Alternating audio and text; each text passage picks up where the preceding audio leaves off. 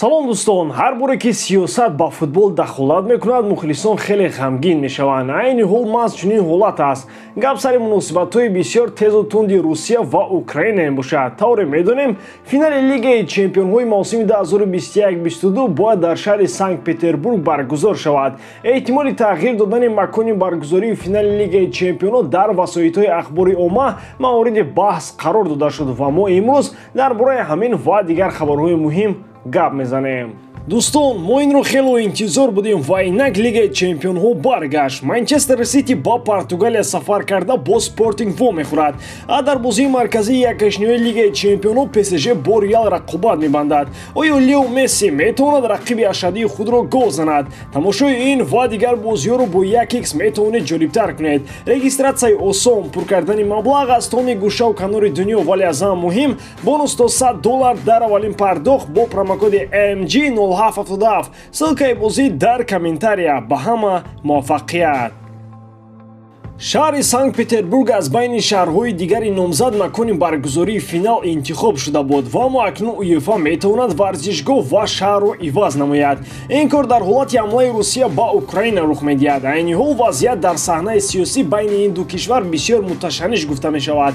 Аллакай аз Амрико, Италия ва роҳбарони дигар кишварҳо аз шаҳрвандони худ тақозо карданд ки аз Украина бароянд. Эҳтимоли ҳамлаи русҳо ба кишвари ҳамсоя рӯз то рӯз бештар мешавад.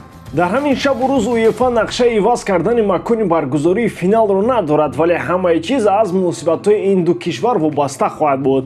Дар сурати оғози ҳамлаи Россия ба Украина, созмони футболии Аврупо ба хулосае хоҳад омад ки финалро дар ягон варзишгоҳи дигар доир намояд. Дар саҳнаи сиёсӣ финали Лигаи чемпионҳо охирин чизе аст ки дар бораш роҳбарони Русия андеша мекунанд. Барои финали Лигаи чемпионҳо шуда ҳамлаи Русия ба Украина ба вақти дигар гузаронида нахоҳад шуд. Беҳтараш ин ҳамла сурат нагирад. Ҷанг ҳамеша бадбахтӣ меорад. Футбол бошад ҳамеша одамонро ба ҳам иттифоқ мекунад.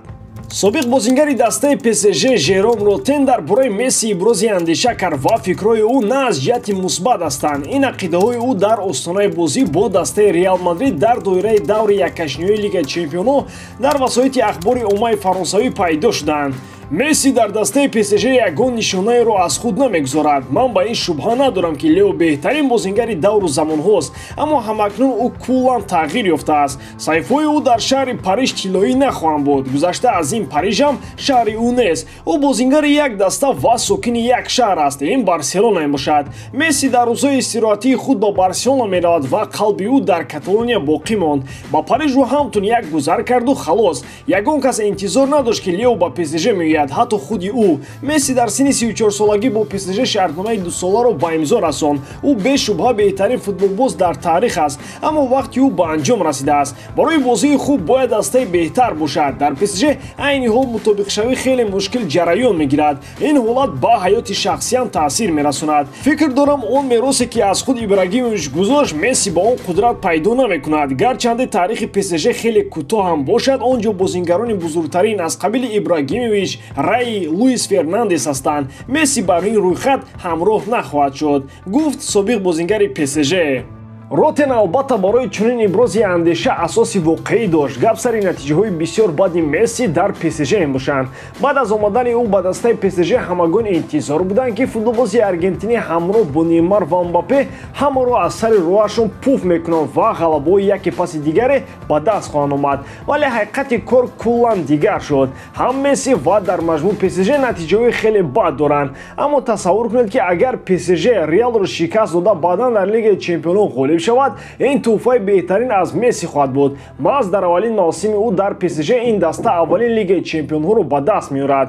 Дар ин сурат ақидаҳо куллан дигар хоҳанд шуд. То ин дам натиҷаҳои беҳтарини Месси дар ПСЖ маҳз ба Лигаи чемпионҳо рост меоянд. Агар кор ҳамин тавр бад ҷараён гирад, пас Погба ва Дембеле ба ПСЖ омада ин даста ба пенсионати футболӣ табдил меёбад. солҳои зиёд Каземиро яке аз тунҳои асосии Реал Мадрид ба ҳисоб меравад. Ба иқрори баъзе аз коршиносони соҳа ӯ беҳтарин бозингар дар хатти нимҳимояи дифоӣ мебошад.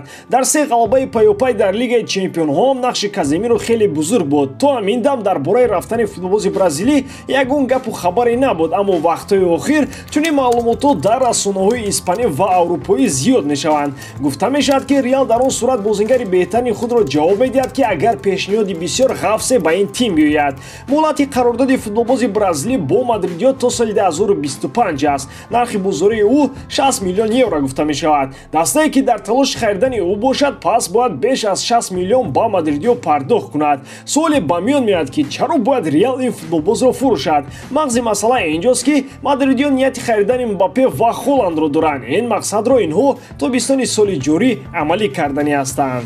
барои бастани шартнома бо ду футболбоз ба Флорентино Перес маблағи калон лозим аст. ҳарчанд Мбаппе метавонад бепул ба Мадрид равад, барои харидани Холланд пули зиёд дар кор мешавад. ҳамчунин барои пардохти музди онҳо бояд сараввал пули калон дошт. дар баробари ин гуфта мешавад, ки Реал зидди мондани Каземиро дар сафи худ нест. аммо агар ягон дастаи бо пули калон муроҷиат кунад, мадридиё бо футболбози бразилӣ падруд хоҳанд гуфт. аллакай гуфта мешавад, ки ПСЖ барои ҷалби Каземиро омода аст.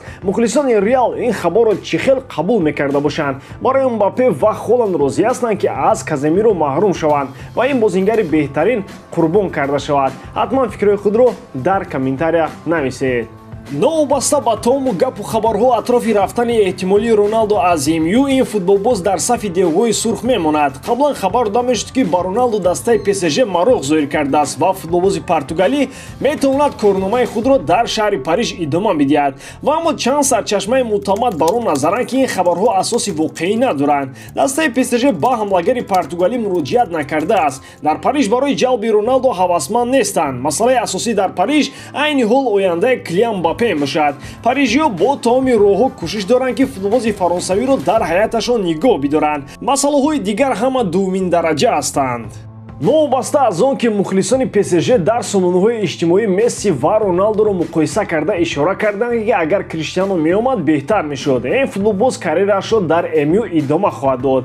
кори Роналдо ҳам дар сафи манчестериё бад шудааст. ҳамлагари португалӣ дар 6 бозии пайёпай гол намезанад.